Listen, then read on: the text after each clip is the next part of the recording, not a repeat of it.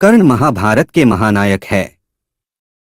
वेदव्यास द्वारा रचित महाभारत कर्ण और पांडवों के जीवन पर केंद्रित है। कर्ण महाभारत के सर्वश्रेष्ठ धनुर्धारियों में से एक थे। कर्ण 6 पांडवों में सबसे बड़े भाई थे। भगवान परशुराम ने स्वयं कर्ण की श्रेष्ठता को स्वीकार किया था। कर्ण की वास्तविक मां कुंती थीं और कर्ण और उनके 6 भाइयों के धर्मपिता महाराज पांडु थे। कर्ण के वास्तविक पिता भगवान सूर्य थे। कर्ण का जन्म पांडु और कुंती के विवाह के पहले हुआ था। कर्ण दुर्योधन का सबसे अच्छा मित्र था और महाभारत के युद्ध में वह अपने भाइयों के विरुद्ध लड़ा। कर्ण को एक आदर्श दानवीर माना जाता है क्योंकि कर्ण ने कभी भी किसी मांगने वाले को दान में कुछ भी देने से कभी भी मना नहीं किया, भले ही इसके परिणामस्वरूप उसके अपने ही प्राण संकट में क्यों न पड़ गए हों।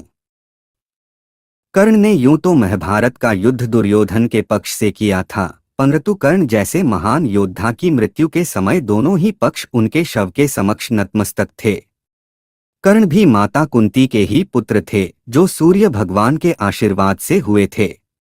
उस समय कुंती का विवाह पांडु से नहीं हुआ था, जिसके कारण माता कुंती को इस बात का भय हुआ कि लोग बच्चे के विषय में क्या पूछेंगे, इसलिए उन्होंने कर्ण को एक टोकरी में डालकर नदी के पानी में बहा दिया।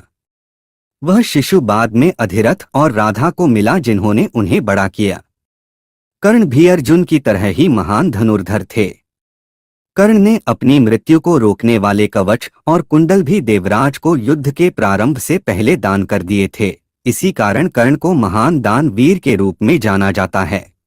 बहुत से लोग ये नहीं जानते कि कर्ण आखिर सूर्य के पुत्र कैसे कहलाए। कर्ण को दानवीर कर्ण के नाम से भी जाना जाता है। माना जाता है कि एक शूरसेन नाम का यदुवंशी राजा था, जिसकी एक प्रथा नाम की पुत्री थी। शूरसेन की बुआ का पुत्र कुंती भोज था, जिसकी कोई संतान नहीं थी। तब राजा शूरसेन ने अपनी पुत्री प्रथा को कुंती भोज को गोद दे दिया। कुंती भोज ने प्रथा का नाम कुंती रख दिया और आगे चलकर प्रथा कुंती के नाम से प्रसिद्ध हुई। कुंती बाल्यावस्था से ही ऋषि और मुनियों की सेवा किया करती थी।